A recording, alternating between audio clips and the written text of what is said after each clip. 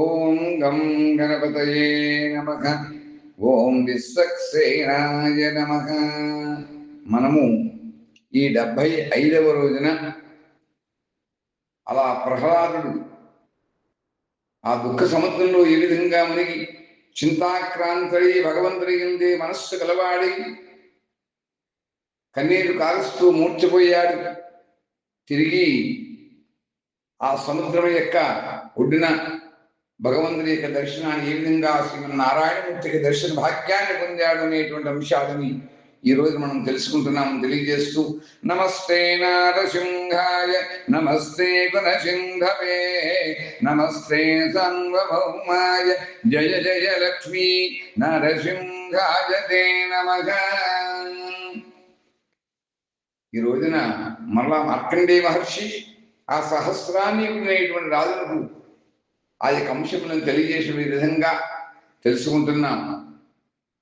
ఆ తరువాత క్షణంలో ఆ ప్రహ్లాదుని మూర్చిపోయినటువంటి క్షణంలో విశ్వవ్యాపి అయినటువంటి జగద్వ్యాపి అయినటువంటి 4 భుజములు కలిగినటువంటి వాడు, భక్తులపై ప్రేమ కలిగినటువంటి వాడు, వాత్సల్యం కలిగినటువంటి వాడు అయినటువంటి ఆ శ్రీమన్నారాయణుడు అమృత హస్తములతో కష్టంలో ఉండేటువంటి ప్రహ్లాదుని కౌగిలించుకుని మిక్కిలి దయతో అక్కడ ప్రత్యక్షమయ్యాడు. అలా భగవంతుని యొక్క శరీరం తాకడం చేత తెలివి వచ్చిన వాడై ప్రహ్లాదుడు కళ్ళు తెరిచి మిక్కిలి పొడవైనటువంటి చేతులు గలవాడు, యమునా నది వలె నల్లనైనటువంటి వాడు ఆ భగవంతుడైనటువంటి శ్రీమన్నారాయణ యొక్క దర్శనాన్ని, ఆ దర్శన భాగ్యాన్ని పొందాడు. భగవంతుడిని చూశాడు. తేజస్వరూపుడు,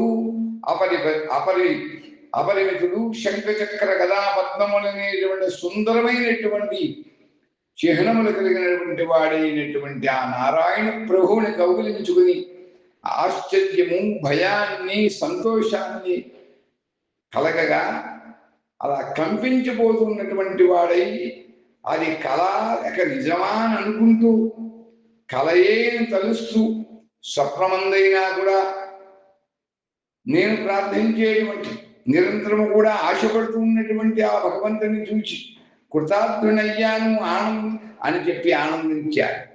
అలా ఆనందాన్ని శ్రీయం వల్ల తిరిగి ఆ ప్రహ్లాదుడు మరలా మూర్చిపోయాడు.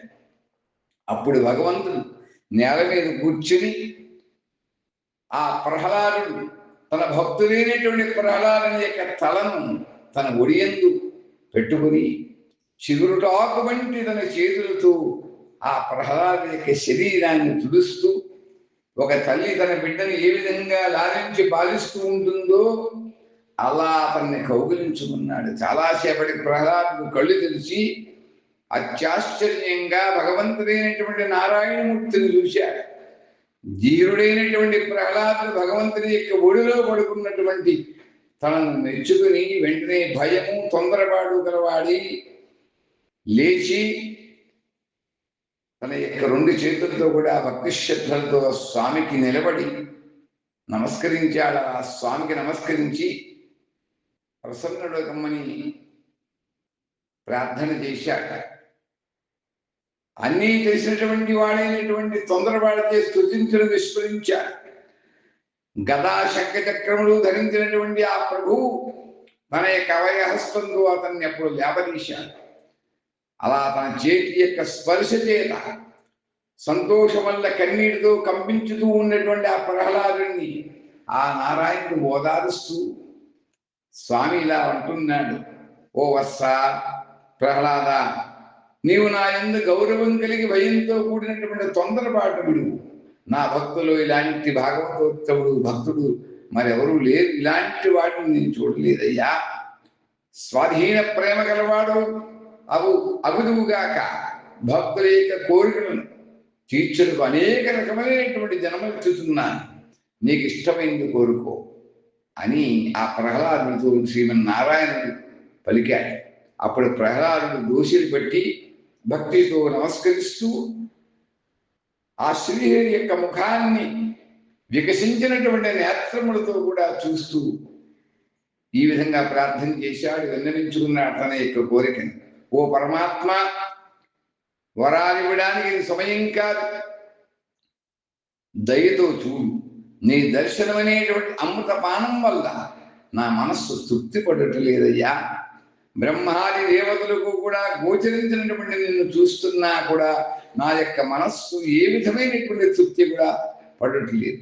10,000 కల్పంబలైనా కూడా తృప్తి పడదు నా మనస్సు. ఇట్లు నీ దర్శనం చేత తృప్తి పడనటువంటి నేను ఇంకేమి కోరగలను? ఏమి కోరితే నా ఆ కోరిక నెరవేరుతుంది. నేను వేరేమి కోరడానికి కూడా లేదయ్యా.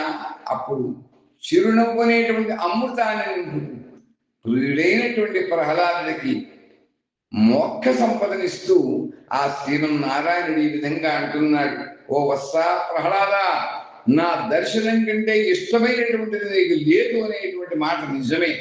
కానీ నీకు ఏదైనా ఇవ్వాలి అని మాత్రం నేను అనుకుంటున్నాను. నా సంతోషం కోసం నీవు కోరుకోవలసింది అని ఆ నారాయణమూర్తి ఆ ప్రహ్లాద వరదైనటువంటి శ్రీహరి పలుకగా అప్పుడు బుద్ధిమంతుడైనటువంటి ప్రహ్లాదుడు అంటున్నాడు, ఓ దేవా, ఇతర జన్మలందు కూడా నీకు నేను దాసుండవుగాక, గరుత్మంతుని వల్లే నేను కూడా నీకు సదా భక్తున్నవుదునుగాక. అంతర ప్రభువైనటువంటి నారాయణుడు నాకు కష్టం తెచ్చిపెట్టాడు అనుకున్నాడు.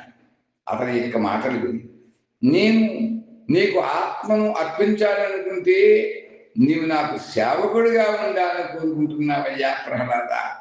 భక్తులు కోరినటువంటి దాన్ని అందించేటువంటి ప్రభు అనుగ్రహించు. సాత్వికమైనటువంటి స్థిరభక్తి నీపై నాకు కలుగడియే కావాలి అని ప్రహ్లాదు అత్యంత శ్రద్ధతో భక్తితో పలికాడు. అలా భక్తితో నమస్కరిస్తాను, నృత్యం చేస్తాను, నీ ఎందే ఎల్లప్పుడూ కూడా ఆసక్తి గలవాడని నేను కాలం గడుపుతూ ఉంటానయ్యా అని కూడా ప్రహ్లాదుడు ఆ శ్రీహరిని ప్రార్థించాడు, స్తుతించాడు. అనేక విధములుగా కూడా ప్రసన్నాన్ని చేసుకున్నాడు. అలా ప్రహ్లాదుని యొక్క మాటలకు శ్రీహరి సంతోషించిన వాడై, ఓ వత్సా ప్రహ్లాద, భక్తుడా, నీవు కోరినట్టే నీవు సుఖంగా ఉండువుగాక. నేను అంతర్ధానమైన తర్వాత నీవు ఏమాత్రము కూడా దుఃఖించకూడదు, దుఃఖపడకు. క్షీరాబ్దిని విడిచిపెట్టినట్టే నేను ఏ విధంగా అయితే క్షీరాబ్దిని క్షీరసముద్రాన్ని విడిచిపెట్టనో అలాగే నీ మనస్సును కూడా నేను ఎన్నప్పటికీ కూడా విడిచిపెట్టి ఉండను, విడిచిపెట్టను కూడా. మళ్ళీ 2-3 రోజుల్లో దుష్ట సంహార సందర్భంగా నీవు నన్ను చూడగలవు, అంటే నన్ను చూస్తావు అని ఆ శ్రీహరి ప్రహ్లాదునితో పలికి, నీకు 2-3 రోజుల్లోనే నీ తండ్రిని సంహరిస్తున్నాడని ఒక హెచ్చరికను చేశాడు. అలా తన మాయ చేత శ్రీహరి అంతర్ధానమయ్యాడు. ప్రహ్లాదుడు కూడా ఆ స్వామికి తిరిగి నమస్కరించాడు. తర్వాత నిద్ర మేల్కొని జనం మాటలు అంతటా కూడా వినిపిస్తూ ఉండగా అలా బుద్ధివంతుడైనటువంటి ప్రహ్లాదుడు ఆ సముద్రం యొక్క ఒడ్డు నుండి కూడా లేచి తన యొక్క తండ్రి అయినటువంటి హిరణ్యకశిపుడి యొక్క గృహానికి అనగా తన ఇంటికి తాను వెళ్ళాడు. అలా తర్వాత తన జ్ఞానశక్తి యొక్క బలం చేత సర్వత్రా కూడా వ్యాపించి ఉన్నటువంటి విశ్వవ్యాపకుడైనటువంటి ఆ విష్ణుమూర్తిని ఆ అంతటా కూడా భగవంతుని చూస్తూ ఆనందంతో సంతోషంతో నిర్మలమైనటువంటి మనస్సుతోటి భగవద్భక్తుని యొక్క పరిస్థితిని కూడా బాగా గ్రహిస్తూ ఆ గగుర్పడుతున్నటువంటి శరీరంతో మెల్లగా తన గురువు గారి యొక్క ఇంటికి వెళ్ళాడు అని ఈ నృసింహ పురాణం ద్వారా ఆ శ్రీహరి యొక్క దర్శన భాగ్యాన్ని పొందినటువంటి ప్రహ్లాదుడు ఆ అనుగ్రహాన్ని పొంది అనుభూతి చెంది తన గురువు యొక్క ఇంటికి వెళ్ళి ఆ మనస్సులో పదులంగా ఆ స్వామి యొక్క అనుగ్రహ భాగ్యాన్ని స్మరిస్తూ మరలా తిరిగి 2-3 రోజుల్లో నీకు దర్శనమిస్తానని చెప్పాడు కనుక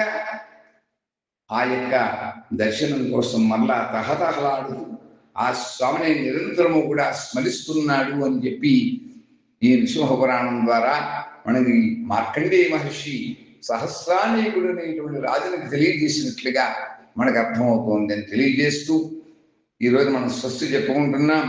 వ్యాసాంబరీష పరాశర పుండరీక సుఖ సౌనక సనక సనందన సనత్కుమార సంజాత నారదుంబుర ప్రహ్లాద నానా భాగవతోత్తమ సకల ముని గణ జన సేవిత స్తంభోద్భవలింగనార శృంగ ప్రహ్లాద వరద జయ జయ లక్ష్మీ నారశృంగ భక్తజనమనోభీష్ట కల్పనా కల్పద్రుమాయ దుష్టజనమనోరథ స్తంభనాయ ప్రభంజన ప్రాణప్రియాయ శ్రీ నమస్తే నారసింహాయ నమస్తే గుణసింధవే నమస్తే సార్వభౌమాయ జయ జయ లక్ష్మీ నరసింహాయ మంగళం. హిరణ్యకశిపుంగస్య కోపాగ్నౌ జలభాజితః సర్వాంతర్వ్యాపినే జయ జయ లక్ష్మీ నృసింహాయ దివ్యమంగళ మంగళం దివ్యమంగళ మంగళం. నమో బ్రహ్మణ్యదేవాయ గోబ్రాహ్మణహితాయ జగద్ధితాయ కృష్ణాయ శ్రీగోవిందాయ నమో నమః. నమోస్వనందాయ సహస్రముక్తయే సహస్రపాదాక్షి శిరోరుబాఘవే సహస్రనామ్నే పురుషాయ శాశ్వతే సహస్రకోటి యుగధారిణే నమః. ఓం స్వస్తి ఓం స్వస్తి ఓం స్వస్తి.